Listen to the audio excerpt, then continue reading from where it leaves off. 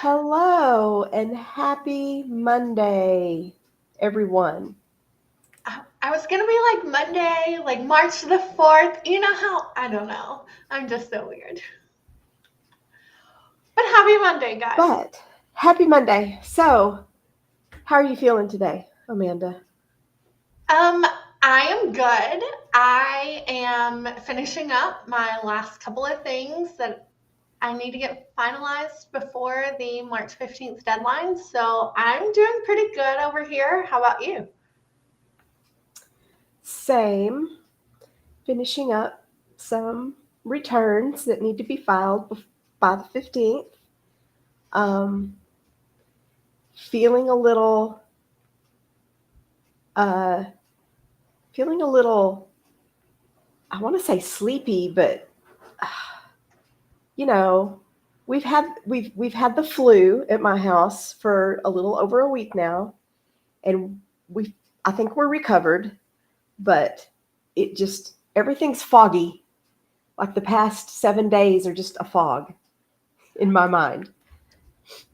Sometimes I struggle getting people to understand that when I say I'm tired, it doesn't really mean sleepy. Um, it's just a different tired. Yeah, yeah. Yeah. It's just it's been interesting. So, and I think too, for those of us that are in our industry, we're in the thick of our busy season. So a lot of times we don't really know what's up and what's down. The hours just run together. It, time just seems to just be on a never ending loop, 100%. It right?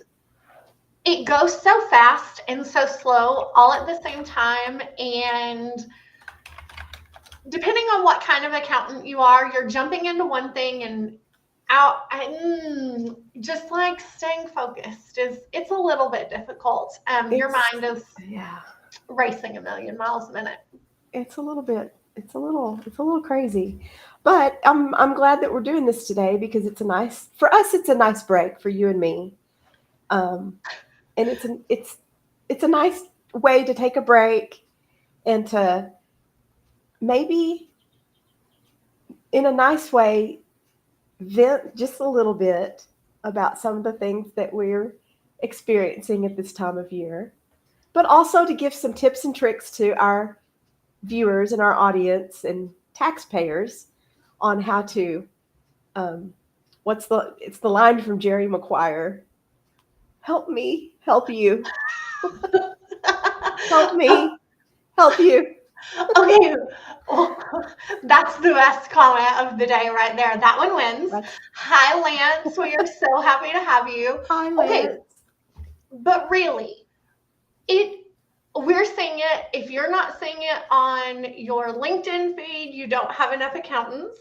And you're seeing the people really start saying, "Hey guys, like this is what I'm seeing. This is what's happening to me in my practice and at my company. If they're just an employee, they're struggling. Like it's difficult this time of year. It, So we're giving everybody the benefit of the doubt that it's unintentional, and we are going to give you some tips and tricks.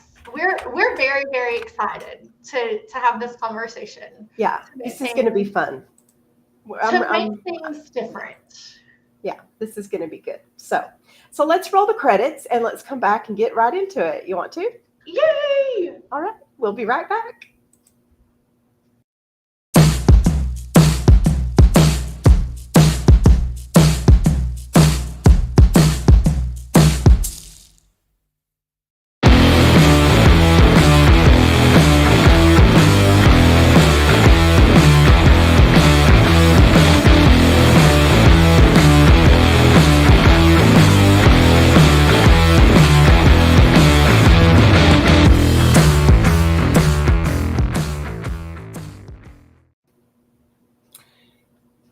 We're back. Hello, we're back. Welcome to episode 10. of the Down Home Texas Small Business Show. 10, episode 10. Wow. Okay, we just want to say thanks, you guys, because this was our little passion project that we Yeah. were really excited about. So thanks for hanging out with us. Um, but this is about you guys and not about us. So we're going to dive right in to the things that we're seeing. What? I want to say one thing first. One thing first. I want to shout out to our buddy, Robert Delaney. Yes. Robert Delaney, we're with you today. We're thinking about you today. Thoughts and prayers for successful heart surgery and a successful recovery. Robert's having heart surgery today, so he's not listening in. So, Yes. Speedy, speedy recovery. speedy recovery to you, sir. The surgeon's hands and all of the things. Yes, exactly. Yes. So, and Okay, we'll so have this now, for you on replay when you get back because we know that you want to know all about how to be your tax accountant's favorite client. okay, so the number one thing for you, what would that be, Tammy? What is the number one thing?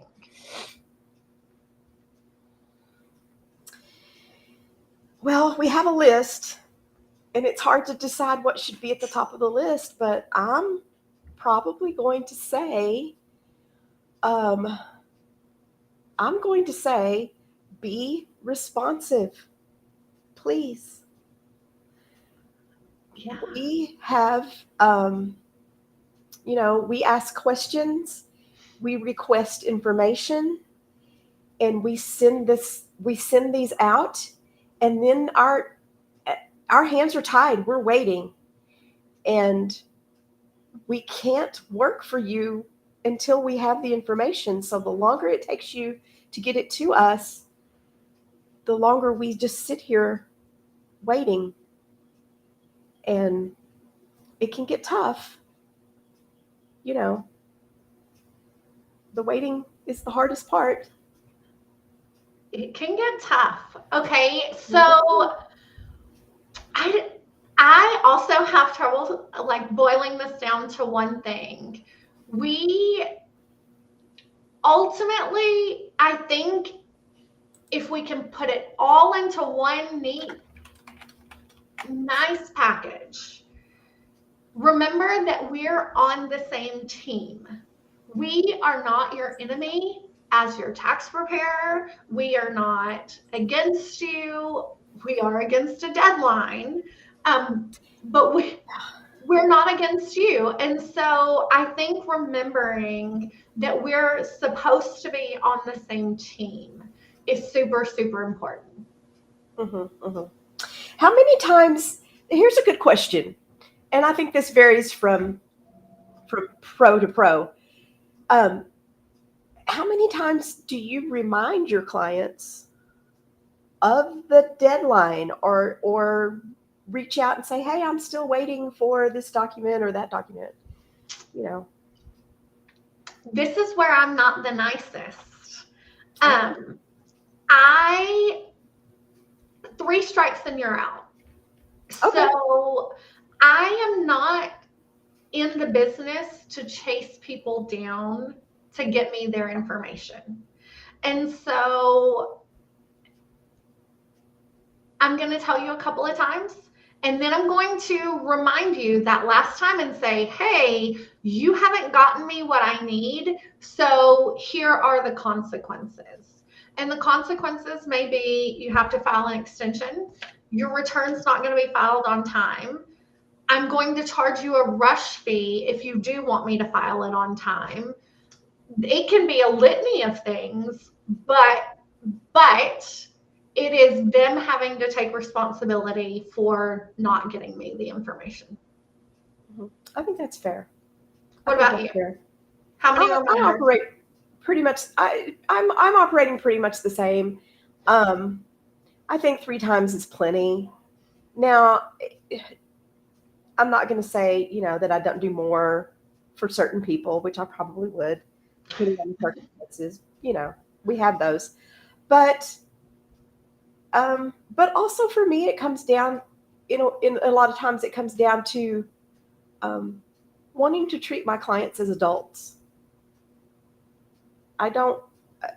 After a while, I feel like the more I keep reaching out and reminding, the more I'm almost like treating them like children, and that's not a dynamic that I want to have with my clients.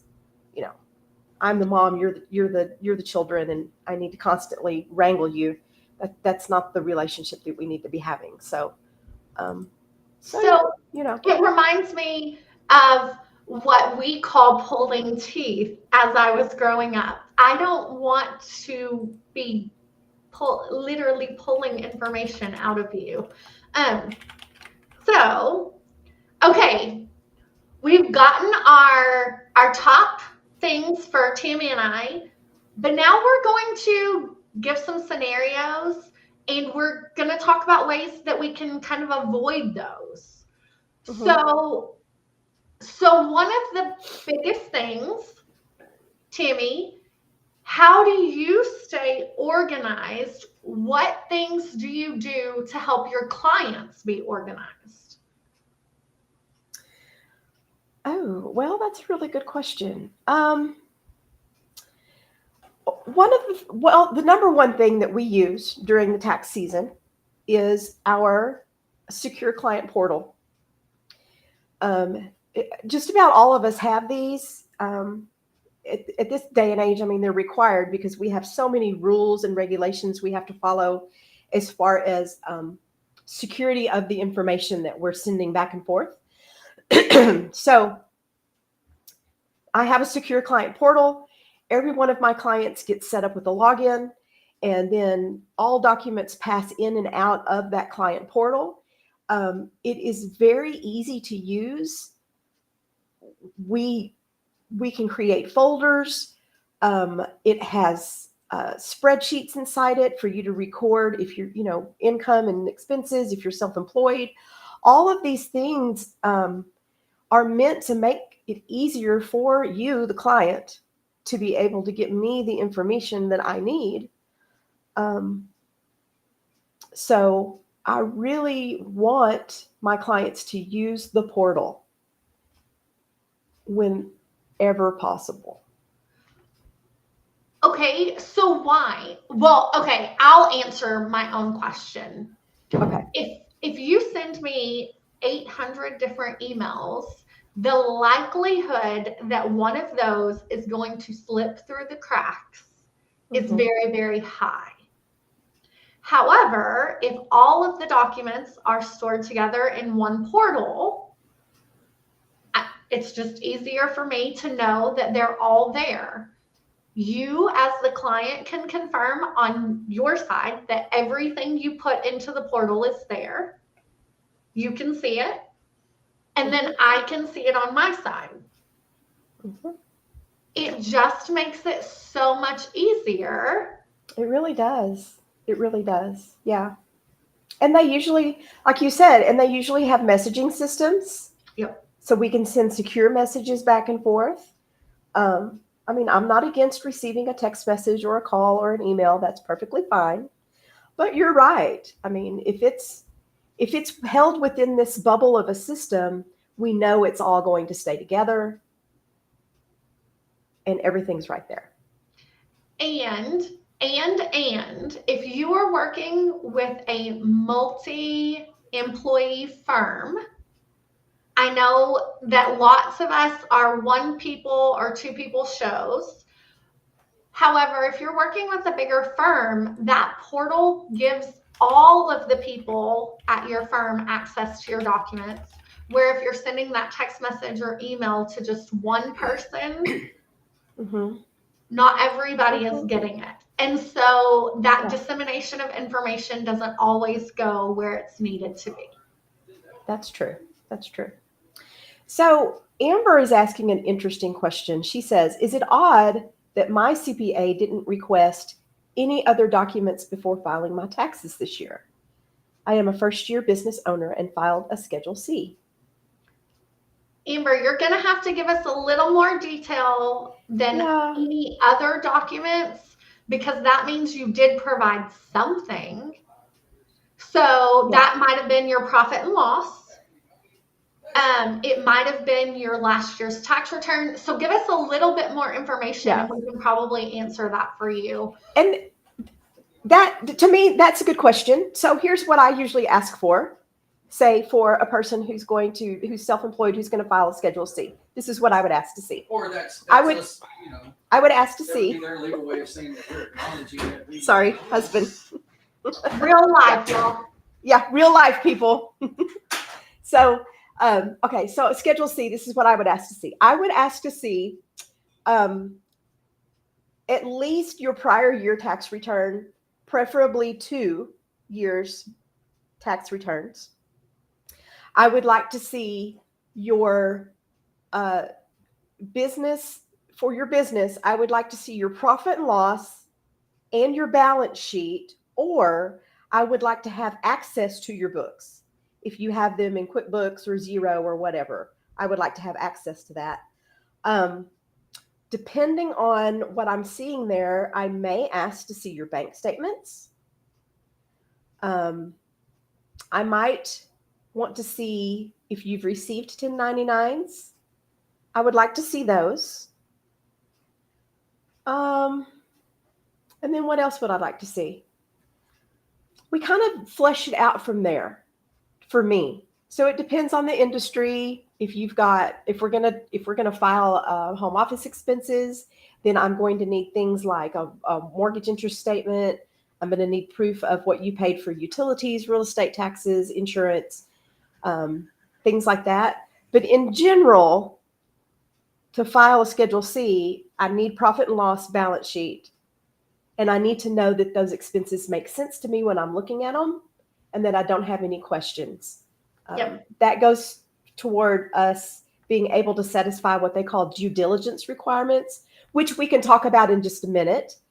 What about you, Amanda? Do you ask for anything additional other than what I'm asking for? I actually have a tax return checklist that I give Yeah. to all of my 1040 clients, and it encompasses everything. I know Tammy and she didn't mention this, but I do know that this is something she does require because we were just talking about it before we hopped on.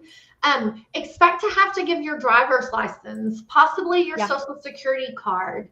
There are identifying documents that we need that are not necessarily just income related, just to be transparent. So if somebody asks you for those things, they're not trying to steal your identity. It is a requirement for us. But for the Schedule C, we're going to take a side note. I feel like this is always a side note that we have. Amber, part of it, you say you think it must have been a really easy case, and that may be. However, there are different levels of tax preparers. There are some tax preparers who are to a T, much more like me and Tammy. And there are some who work and operate much more in the gray. And so they may not request everything, they just trust what you say. And so I trust what you say, Tammy trusts what you say, but we're trust but verify. So just know that within all professionals, you're going to have varying degrees of due diligence happening. Correct. And like you were saying, back to due diligence, and we were talking about this just a little while ago. My system that I use to file taxes, my software, requires me to, this is just a day, I'm telling you. My system requires me to input people's identifying information. So I have to have driver's license information before I can file. So if the longer it takes for me to get that information from you, the longer it takes for us to get you filed. That's our next topic, procrastination. take it away for a minute, Amanda. Okay, guys, so we know that people are so excited to get their tax returns done, especially if they are getting a refund. Yay! Except for we're not cheering for giving the IRS an interest-free loan. Okay, we're not cheering for that. However, one of the really important things is to know and just remember, you are not our only client.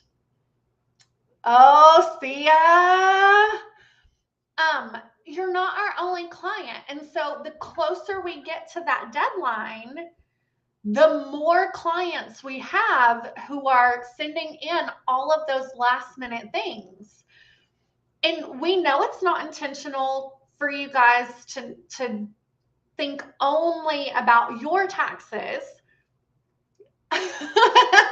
No interest-free loans to the government. So we just don't want everybody getting down to the last second.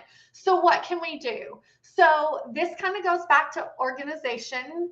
We can, as soon as we start getting documents, start putting those in the portal or putting them in a pile over on the side of our desk, a basket hanging on the wall. Those are some things that we can do. We can be proactive in communicating with our accountant. We can say, hey guys, this is all I'm waiting on. I expect to have it on XYZ date. There are definitely things that you can do to help with that procrastination, because if you reach out to myself or to Tammy and you say, I'm getting my document on March 11th, Amanda is going to be putting something in her calendar that says, you're giving me a document on March 11th, so that I know to kind of block out that time to work on your return. So if you're proactive in communicating those things, even when it's out of your control, it can really help with that procrastination. Very good. Speaking of communication, how do you prefer your clients to communicate with you during the tax season?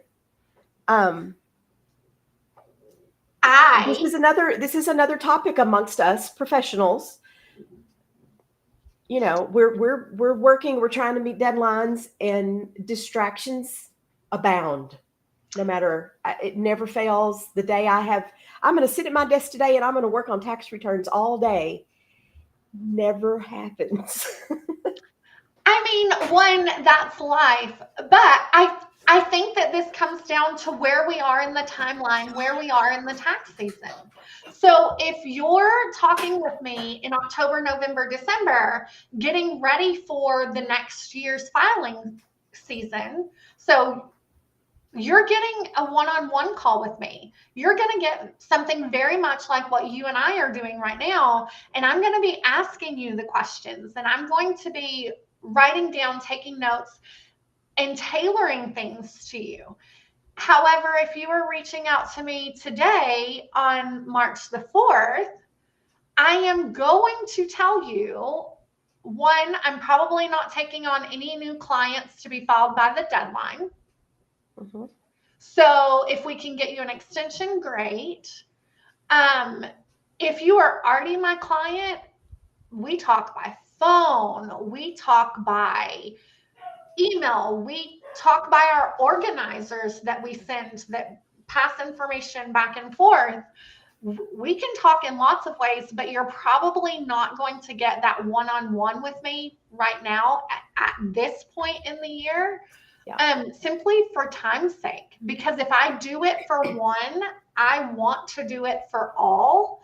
I believe in being equitable and fair. And honestly, we just don't have the time in our day right now.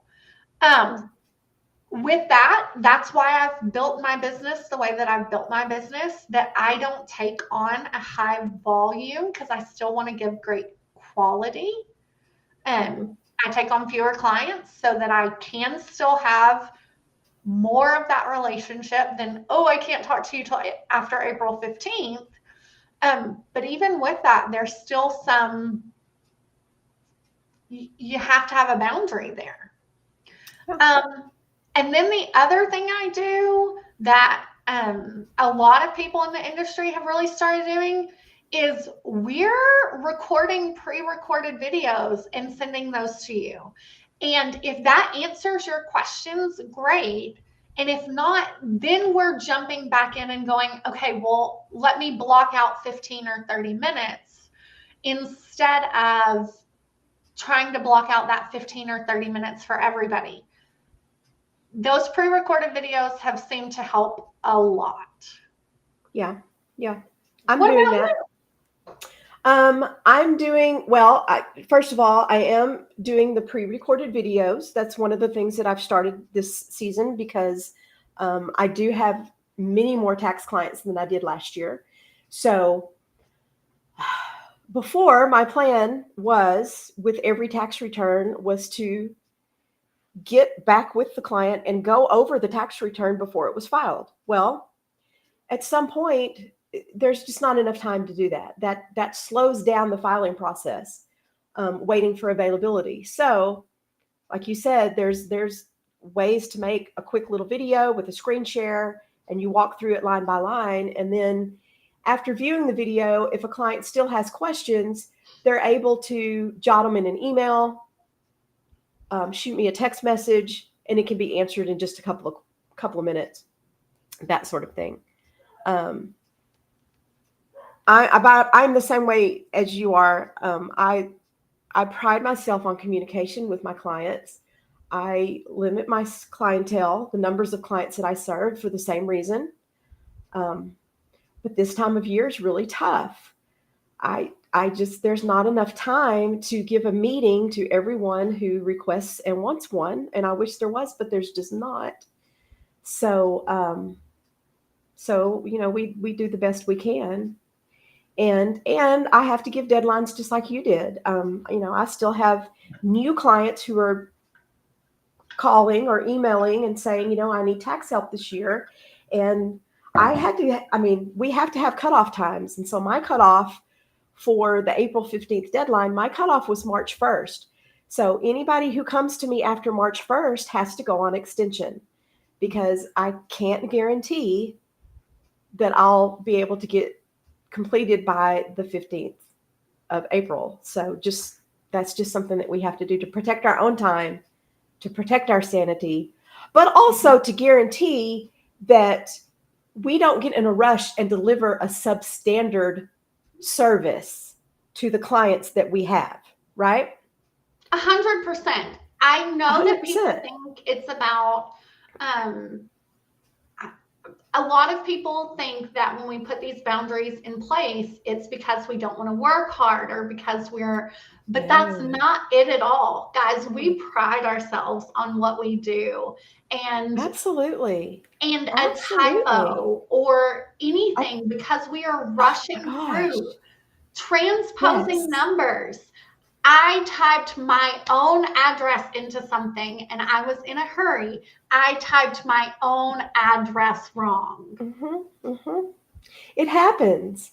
And these are, it happens. And even the simplest personal 1040 return really isn't that simple when you input all of the data, and then because you're like me, then you're going to go back through and you're going to double check every entry just to make sure that you did not miss anything. This is the level of service that we pride ourselves on providing. So, all tax returns deserve the same level of care, regardless of how simple they are. Right. And that is what we truly, truly believe. And so, yes, it is super, super important for us and for clientele to know that that is a huge part of why we put in those deadlines. And we say, we know what our capacity is, and we're not going to go over that, because then we're delivering a subpar service. It's There not you worth go. it to us. There you go. And I mean, well, I don't have a volume practice. There are volume practices out there.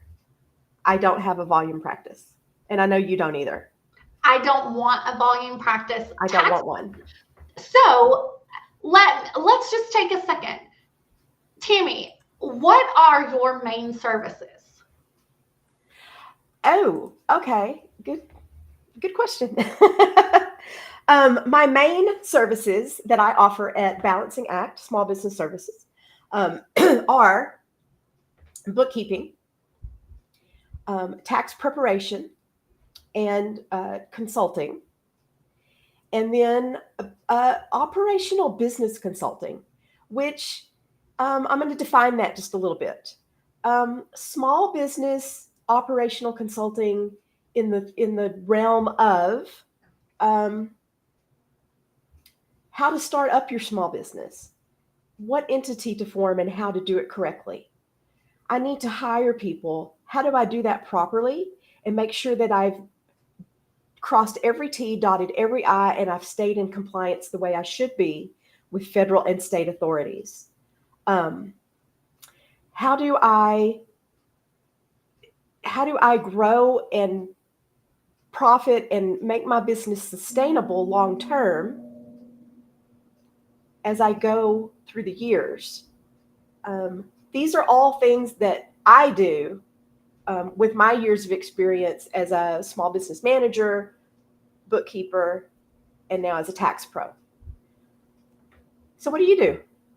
So I am on the other end of the spectrum. I do a lot of advisory services. So my bread and butter is coming into companies who already have an accounting system in place, looking at operational efficiencies, looking at what they're doing in their business financially and seeing if it makes sense and if they need to make any adjustments. So most of you have heard the term fractional CFO. That is my bread and butter. That is what I enjoy doing.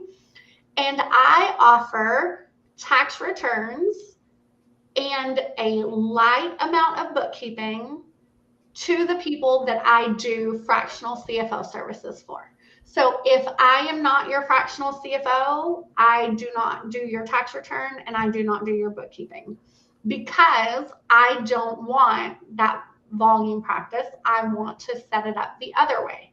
I'm going to fill in the gaps for what clients need. However, I enjoy and have found it to be most beneficial when I use my experience to help the business owners really drive their business to get what they want from it.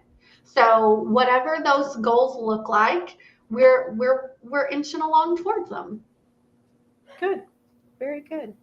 So just to, be clear with what we do, we both do tax preparation. We do it a little bit differently. We do. Mm-hmm. Okay, now back to our list. Sorry, I got us on a list. side note. That's okay. That's okay. So we've gone over procrastination, response times. Have you ever had a client who just expected you to produce a miracle? Yes. Yes. And you want to know what's funny? I think it depends on what time of the year you get with an accountant on whether or not they can produce a miracle. Normally that miracle is somehow tax savings. It's not a baby. It's tax savings, right? If you get with an accountant in time, there's planning and strategies that can be put in place, and those are completely doable. Yes. However, When is the right time? When is the right time to do that?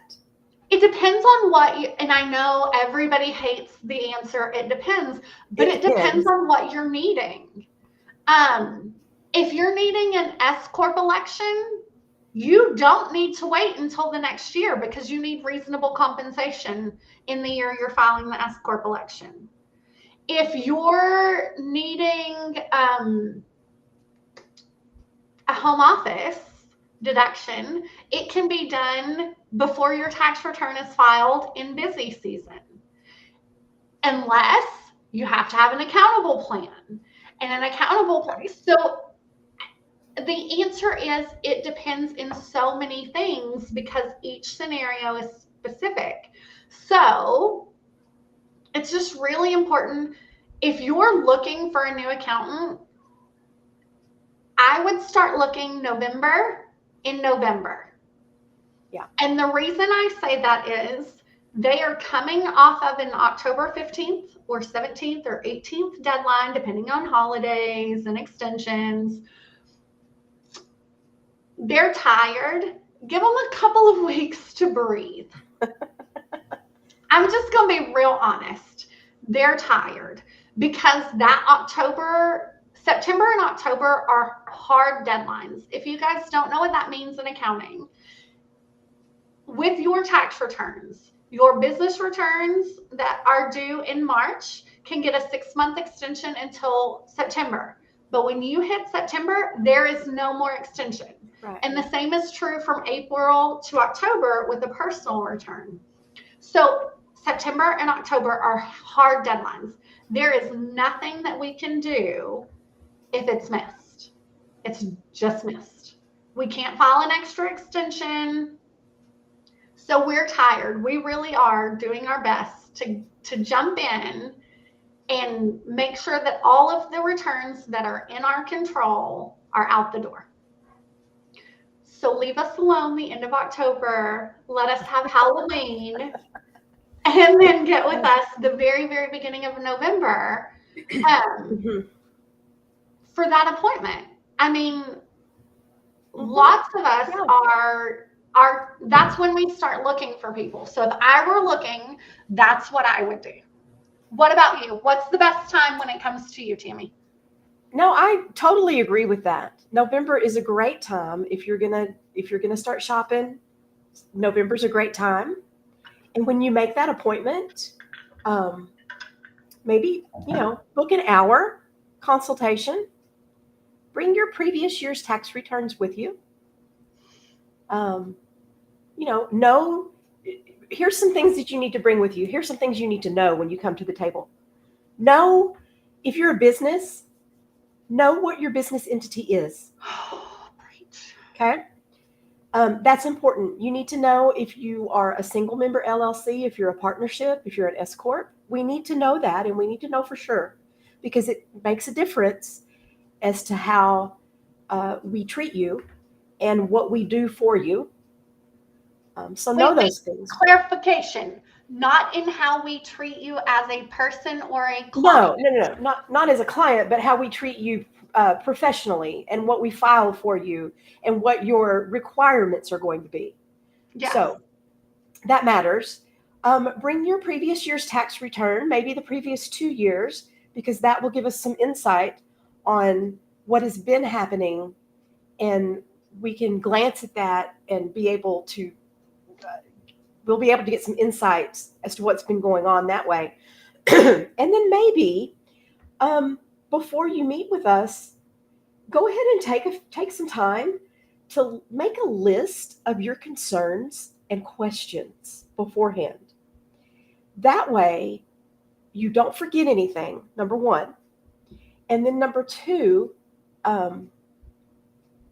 you've gathered your thoughts and you won't get distracted. And you can even present your list. You can say, these are the things that I've come to talk to you about today. I made a list. I want to make sure that we touch on every one of these points, please. Okay. I would love that. Hold on. So are these paid consultations or are these get to know you discovery calls? For me, this particular type of consultation would be a paid consultation. Me as well. I just wanted to, again, clarify that because if you are asking us for advice or any scenario specific information, we will be compensated for that. We deserve to be compensated for that. So just to I've had several people who jump on calls with me who I do give free 15-minute discovery, Sure. are we a good fit calls? And in those calls, they very much anticipate accounting advice. And that should not be the expectation. Sure. Same. I mean, we can in a free consultation, the way I see it, in a free consultation, I can speak in generalities. Um, but what I won't do is take the time to review documents. Um, I'm not going to get into detail and lay out lay out a step-by-step plan for you. That would come later, or it would come with a paid consultation. Um, because like you said, there's value in that. That's something that takes up more time. And I think, as with any professional who's in a field like us, I mean, it's the same with an attorney or with a physician. It would be the same thing, a professional service. 100%. Okay, so some of the next things that we're gonna kind of talk about, I want to bunch them together. Okay. But before we do that, I want to very quickly touch on fees and questioning fees, because this is kind of a hot topic in the accounting world. Yeah. Some people charge, I've seen $125 business returns. Ooh. I charge way differently than that, guys. So if you expect that not from me or Tammy, I know that for 100% certainty. So how do we get around questioning fees?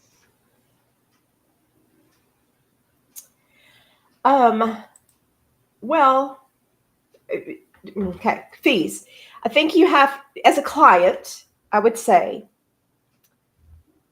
you have to have an idea of what it is that you're paying for, right? So, and I'm not trying to, I don't want to diss any service, because there are legitimate do-it-yourself services. There's nothing wrong with TurboTax. Mm-hmm. TurboTax is a great DIY service, and it's totally worth $39.95 or $49.95 or whatever it is that it costs. Um, our services are worth more because they are personalized, and they are what's the word? They're specialized to you and your scenarios and your circumstances. Whereas something like TurboTax is more of a fill in the blank. Do you have this? Yes, no. Do you have this? Yes, no. It's somewhat generic. Would you agree with that? I would agree with that. And again, no diss to TurboTax. I've used TurboTax No diss at a all. lot I've used of TurboTax. years.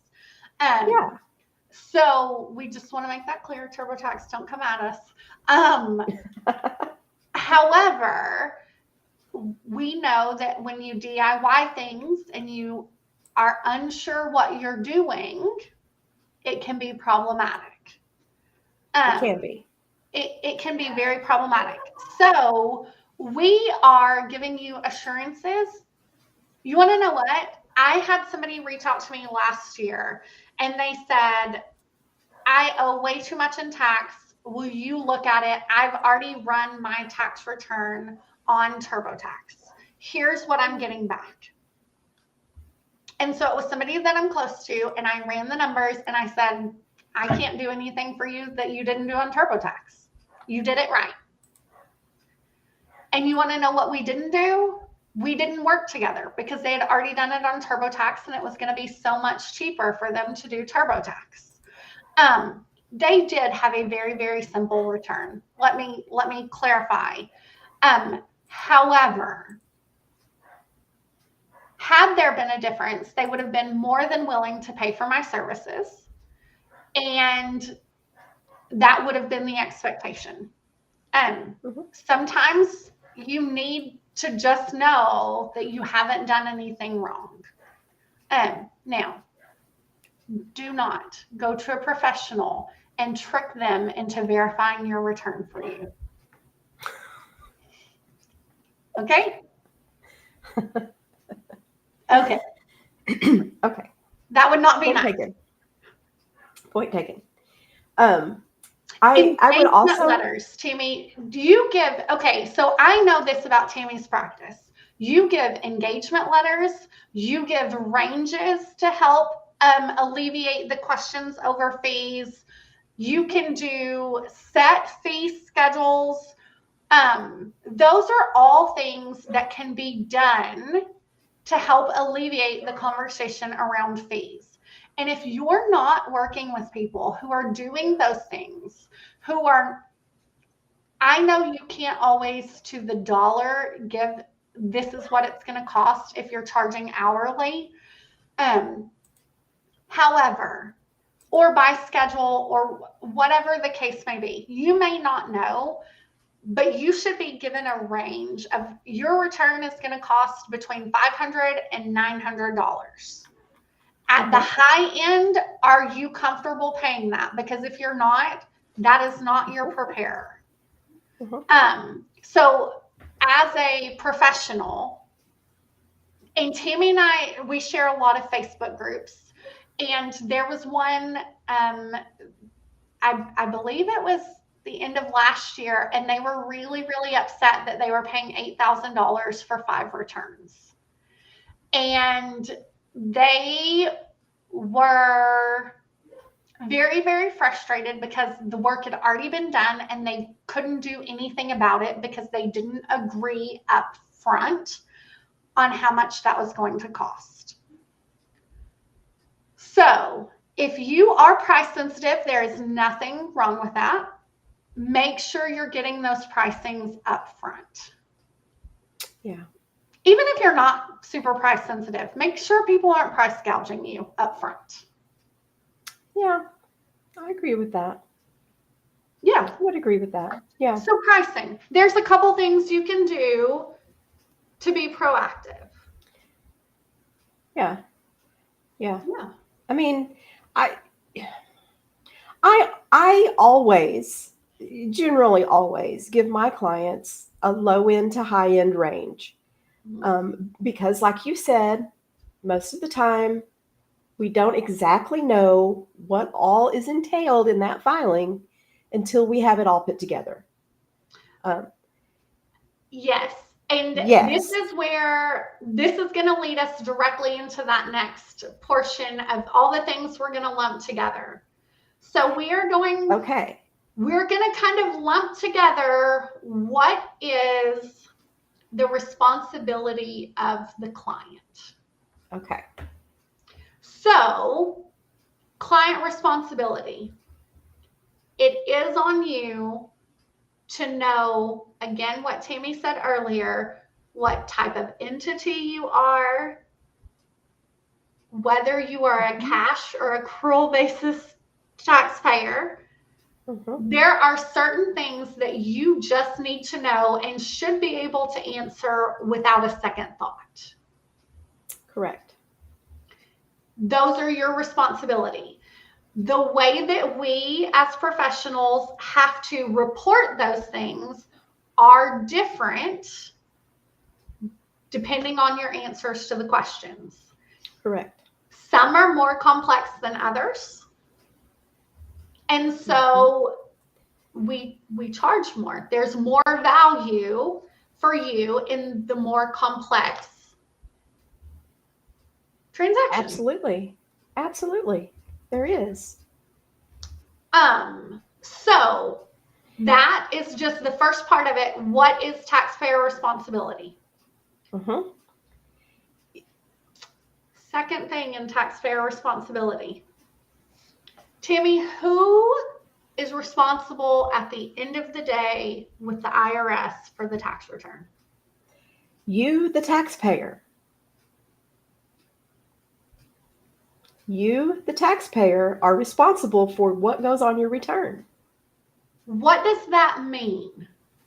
It means that although I prepared it and my name and signature are on it as the paid preparer, ultimately you, the tax preparer, are responsible for what is reported Taxpayer. on it. The taxpayer are responsible for what is reported on your return.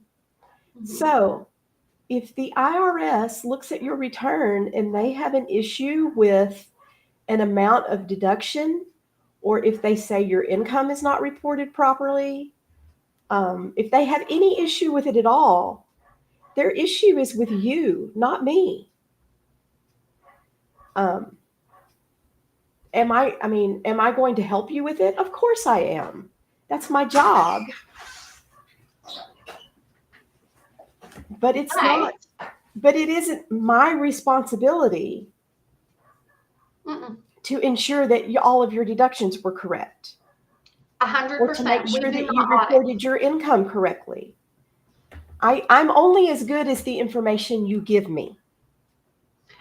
And we will request additional information when we feel Yes. like there may be additional information. Yes. However, it is still on you, taxpayer, to report Yes. things accurately.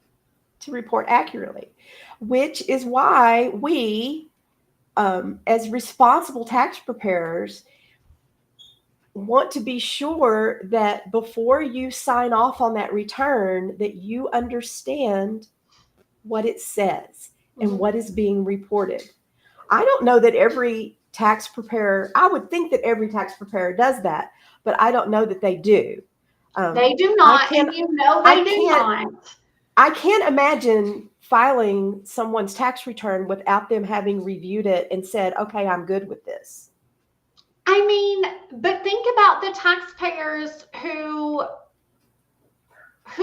sign it within 1 minute of getting it. Yes, send it to me and I'll sign it. So They you know they do. haven't had time to diligently review that return. True.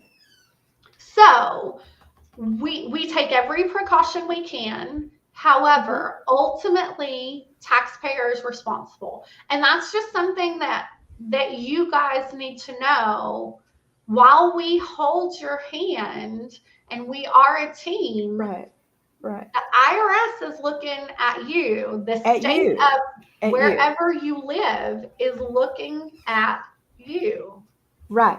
So if so if at the end, if the bottom line is, you come up and you owe several $1,000s that you didn't expect to owe, you you can, you can blame us if you want to, but it isn't our fault. No, Legitimate. we report what is. We report what is. We report what is. We report what is. Right. That's an uncomfortable conversation to have. I have had to have the conversation with clients who were, expecting things to go one way and they went completely the opposite way. And I have had to have that conversation and sit down and say, this did not turn out the way you wanted. And I'm so sorry. However, these are what the numbers are, and they weren't very happy about it, but I can only work with what is there, and that's not an invitation to start changing numbers. That No. that that is a red flag,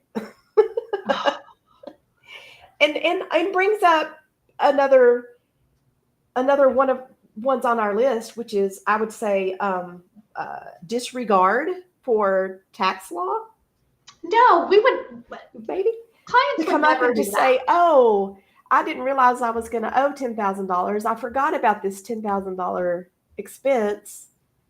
Yes, Oh, that's it's convenient. so convenient.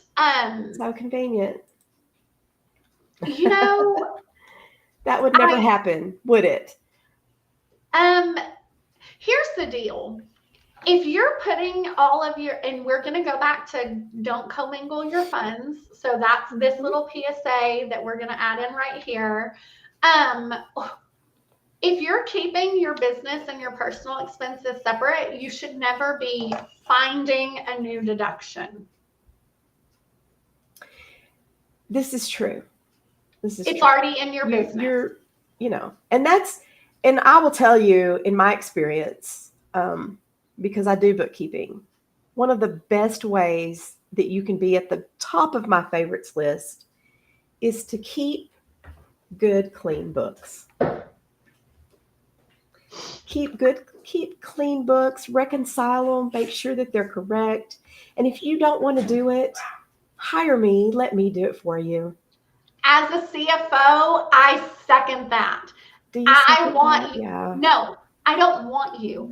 I need you to have clean and accurate books so that I can advise you accurately and properly.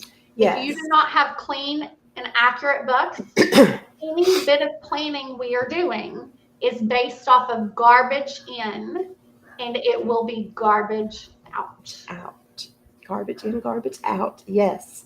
I do have just a couple of clients of an older generation who do bring me manila folders with ledgers, and that's fine. That's fine. I prefer to have systems. But I will tell you, I'll tell you this too. They are charged additional time for what I have to spend arranging those numbers and getting them into a system to where they can be recorded properly. To me, that's bookkeeping time. Mm-hmm. And when it's tax season, I don't charge bookkeeping time as a bookkeeper. I charge bookkeeping time as an enrolled agent, and that's much higher. So, ooh, yep. See, that's where that fee schedule is so that's important. where the fee schedule comes in. Right. Okay, so on that topic, I have two comments on that. One of my first years after I graduated with my master's, so I've been doing taxes long before I got my master's degree and my CPA license, just to throw that out there for everybody. One of the first tax seasons after I had gotten my master's degree and I was sitting for my CPA exams, I had two examples. I had a Schedule C person. They gave us all of their bank statements, and I had to take out every charge that was below, I think it was $7.50 at the convenience store, because it was most likely, and this was from my boss, cigarettes or soda. Okay. Second, that was the most time-consuming tax return I've ever worked on in my life, by the way. Second thing, I had somebody, he was a farmer, who brought in those green journals that you're talking about. It was the most well put together set of books ever. Yeah, I have one that does that. And they're incredibly accurate and concise. And they're handwritten. But yes. And this is an accounting thing, but accounting is double entry. So for every debit, you have to have a credit. It has to balance. It's a double entry system, which is a nerd thing for accountants. But it was a double entry system, and I loved it. I was like, thank you for, it was my first farm return. Yeah. Just going to throw that out there. Yeah, I have one of those. He came on board last year was my first year to work for him, and he'll be back this year. So, yeah. He's one of my favorite clients to work with. And it's paper. So guys, I know that we're going into technology. Mm-hmm. However, I mean, some of us still write with pen and paper. Well, it's pencil. But Sure, I still have paper. I still keep a journal, or like I take notes. sure. We're not saying that clients who have paper are bad. Um, Make sure it's well organized paper. Make sure you Yes. give us all of the information paper. That's the key. You just said the word organized. Yep. That's the key right there. Organized. You can have all the software in the world and be completely disorganized. Oh, have we seen those books? And we've seen those books. So, you know, being organized is the ticket for sure. So, guys, we are so thankful for those of you who stuck it out with us. We know we're hitting right at our hour mark. And this is a hard time of year for accountants. Whether we do taxes full time or whether we do them a few taxes for our clients, um, it's still a stressful time of year for us. And anything that we can do to make that relationship better and work as more of a partnership on both sides, we are all for that. Um, Right.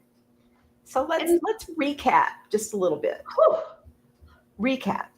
And these recap. are in no particular order, but we'll say these are the things that we would like for you to do as clients that make our lives and our jobs easier, right?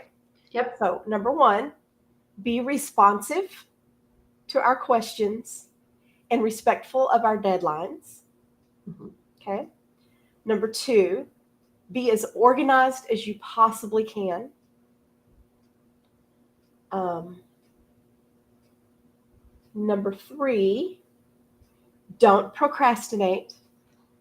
The sooner that you can get everything together and into us, the better it'll be for not just for us, but the better it'll be for you too, because you'll be that much further ahead in line of everybody, right? Oh, yeah. Talk about fees up front. Yeah, talk about your fees up front. Know what to expect up front. Yes. Um, know what your responsibilities are as a taxpayer. So that goes back to your filing status, your filing deadlines. All of those things are your responsibility, and be able to communicate those or research and find the answer. Yeah, and communication is a good subject. Yep. Um, learn learn or understand how your particular professional wants to communicate with you during tax season and outside of tax season. And Yep. if they haven't made that clear to you, ask them, Yep. do you prefer emails? Do you prefer messages within the client portal? What's the best way to reach you when I need to? And how are you going to expect how tax preparer are you going to expect me to communicate the things that I need you to know? So whether that's that tax organizer, whether it's an email or a text or a Slack message, how do you want me to communicate within your system?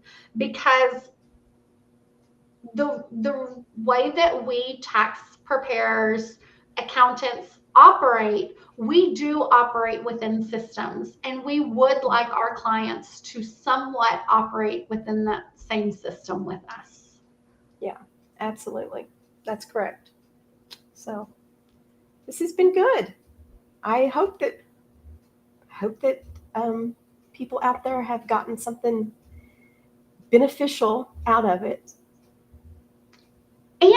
And we just want to point out, when we discussed this topic, it was very important for us that this did not become a bitch fest.